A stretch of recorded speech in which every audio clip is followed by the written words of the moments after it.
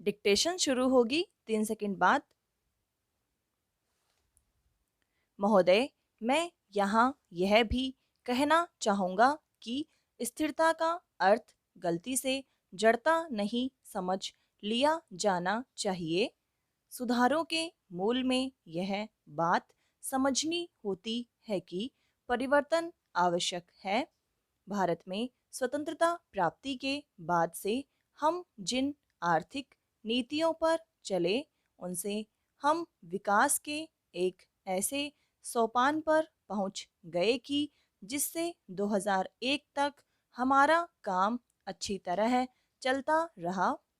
इससे पहले भी परिवर्तन की आवश्यकता अनुभव की गई थी और 80 के दशक के अंत में परिवर्तन शुरू भी किए गए थे।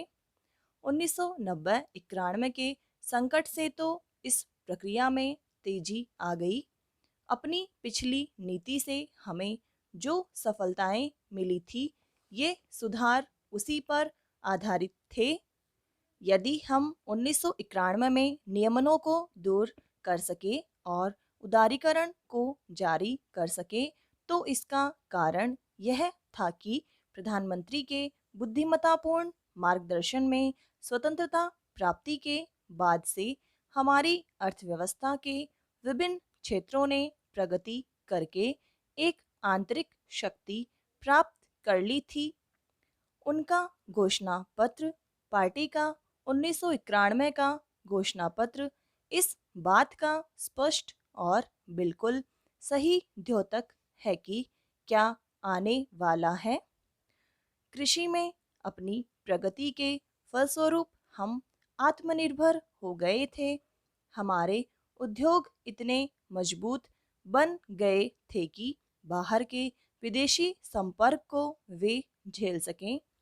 प्रतियोगिता के क्षेत्र में भी और सहयोग के क्षेत्र में भी हमारी नीति में एक निरंतरता बनी रही है, जिसके परिणाम स्वरूप हमें अपने सुधारों के लिए आधार मिला है।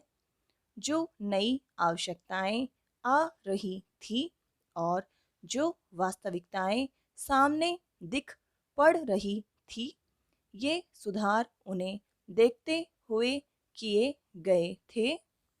मुझे यह कहने में कोई संकोच नहीं कि भविष्य में भी हमारे सुधारों का सिलसिला इस बात पर निर्भर करेगा कि हमारे सामने कैसी घरेलू ज़रूरतें आ रही हैं।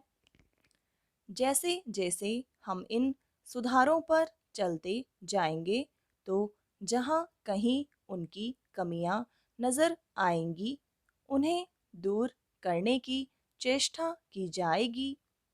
मैं सुधारों को बेहतर बनाने के लिए दिए गए सभी सुझावों का स्वागत करूँगा, चाहे वे आप सबसे मिलें, चाहे मेरे साथी राजनीतिक नेताओं से, चाहे व्यवसाय विशेषज्ञों से मिले, चाहे जनता से। और यह सब हमारी सुधारों की नीति के अनुरूप होगा और वास्तव में तो यह उस नीति को मजबूत बनाएगा। कभी उस नीति को परिशुद्ध करने पर जोर देकर और कभी उसमें मानव हित पर ध्यान देकर, और ये दोनों पहले दिन से ही हमारी नीति का एक भाग थे। इस संबंध में मैं हाल में उस वाद विवाद की चर्चा करना चाहूँगा जिसमें सुधारों की आलोचना की गई है। यह कहा गया है कि नई नीतियों से जनता के अपेक्षाकृत गरीब वर्गों को कोई लाभ नहीं हुआ। कॉलेज के दिनों में मैंने भी इस बात का अनुभव किया है कि दिन में एक बार खाना मिलने का क्या अर्थ होता है। इसलिए गरीबों के बारे में मेरी चिंता सचमुच वास्तविक है। महोदय, स्वतंत्रता प्राप्ति के बाद के सभी दशकों में सरकार ने गरीबी से जूझने की चेष्टा की है। इस समस्या पर अब तक काबू न पा सकने का एक महत्वपूर्ण कारण यह है कि हम वृद्धि और प्रगति की उस दर को प्राप्त नहीं कर सके जो पर्याप्त ऊंची हो। इस वृद्धि और प्रगति के जो लाभ पहुँचे हैं उनसे समस्या हल नहीं हुई।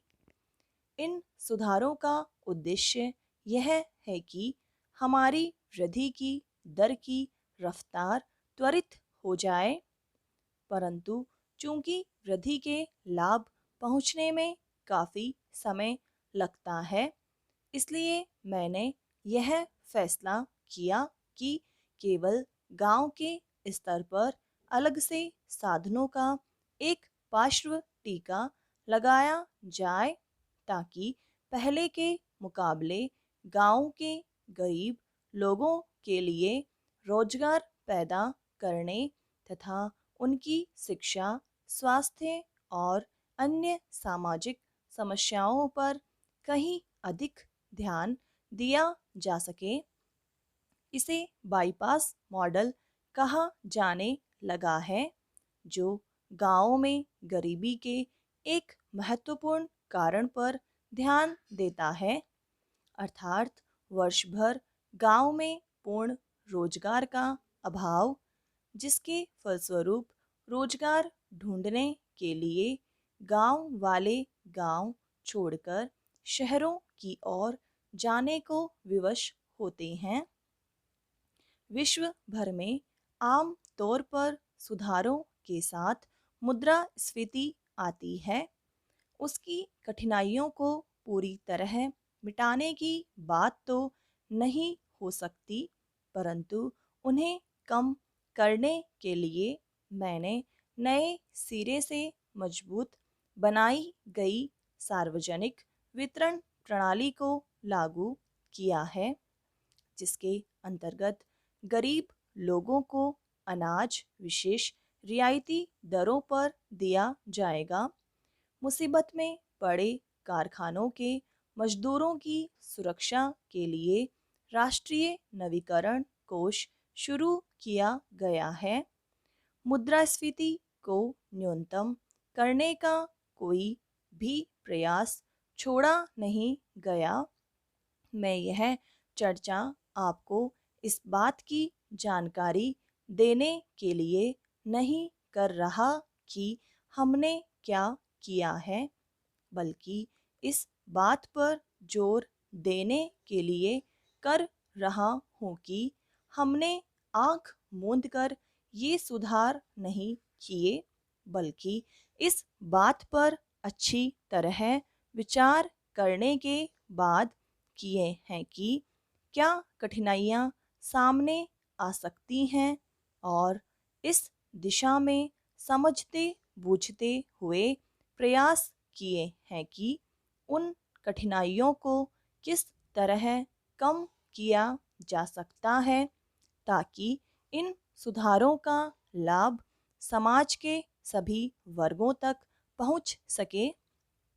अंततः इन सुधारों की कसौटी यह होगी कि ये लाभ सभी तरफ पहुँचे हैं या नहीं। जब तक इन सुधारों का लाभ व्यापक रूप से न पहुँचे, मैंने जनता के उन वर्गों के हितों के लिए विशेष योजनाएं बनाई हैं जिन तक ये लाभ पहुँचने में समय लगता है। मेरे लिए वृद्धि की दर के आंकड़ों का कोई मतलब नहीं। मैंने तो शुरू से मानव हितों पर ध्यान दिया है और इसी दिशा में हमने अपने प्रयास आगे बढ़ाए हैं। आज ज़रूरत इस बात की है कि हम बड़ी सावधानी पूर्वक यह देखें कि समय समय पर हमारे सामने क्या बाधाएं आ सकती हैं और उनको तत्काल और प्रभावकारी ढंग से दूर करें। समाप्त।